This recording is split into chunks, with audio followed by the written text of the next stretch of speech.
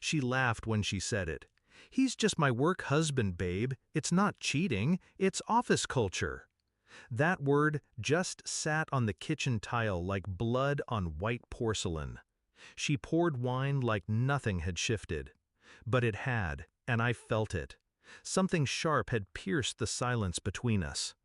That night, I watched her phone light up on the nightstand. No name, just a heart emoji. 1:37 a.m. She turned her back to me, asleep or pretending. I didn't ask, I didn't touch her. I just stared at the ceiling, counting each breath like a man drowning in shallow water. It started with small changes. She used to hum when she got ready for work. Now she checked her reflection 3 times and smiled at her phone before walking out the door. She came home later, tired, distant. The smell of unfamiliar cologne clinging faintly to her blouse like guilt in a bottle.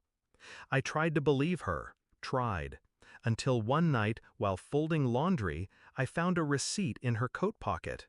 2 entrees, wine, dessert, a hotel.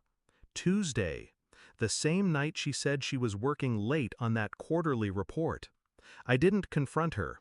I memorized the total, $178.49. Funny the details that lodge in your brain when your heart starts to rot. I played along. That's the trick. You have to play along. I started going out too, team-building dinners of my own. I'd text her at 11 p.m. just to see her reaction. Sometimes she didn't reply. Sometimes she did. One-word answers. Okay, be safe. I began tracking patterns. Her phone passcode. Her Slack messages left open once, too long. I found him. Matthew. Mid-level manager, married. 2 kids. They called each other work spouses. She even joked about it during dinner once. "You should get a work wife," she smirked, fork stabbing her salmon. "Even things out." I smiled. So I did. Her name was Harper. She was smart, single, and knew exactly why I asked her to dinner. Nothing happened, not physically. But my wife didn't need to know that. What mattered was how her face twitched the first time I came home at 1 a.m., tie loose, smelling like someone else's perfume. She didn't speak, just stared, then went to bed without a word. Good, I thought. Let it simmer. The final piece came quietly. A synced Google Calendar, left open on her laptop. Friday, team dinner, Matt, wine, kiss. I took a screenshot, printed it, slipped it into a plain envelope. No note. Left it on her pillow and went to work early. That night she was waiting at the table, eyes swollen, mascara dried at the corners. "You went through my things?" she croaked. I didn't sit, didn't blink. "You lied," I said. Her voice broke. "It didn't mean anything?" That was the last straw. Not the cheating, not the hotel. The nothing of it.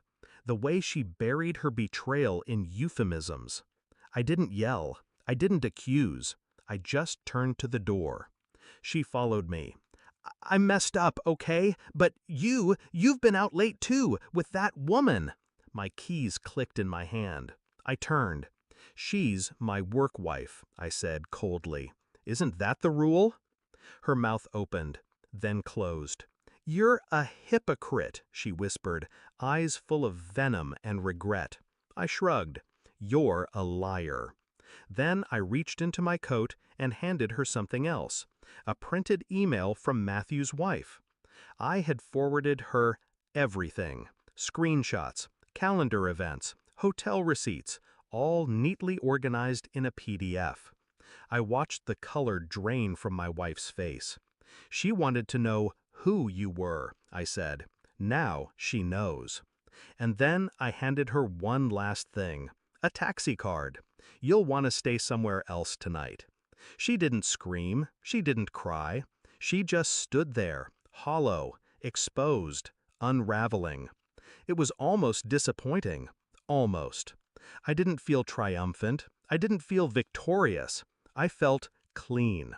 like something rotting had finally been cut away. I sat alone in the living room after she left.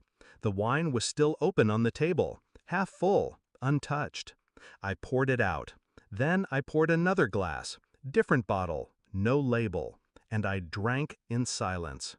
No more rules, no more games, no more pretending.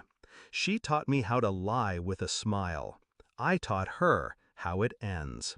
And when the cab pulled away, so did any reason I had to love her.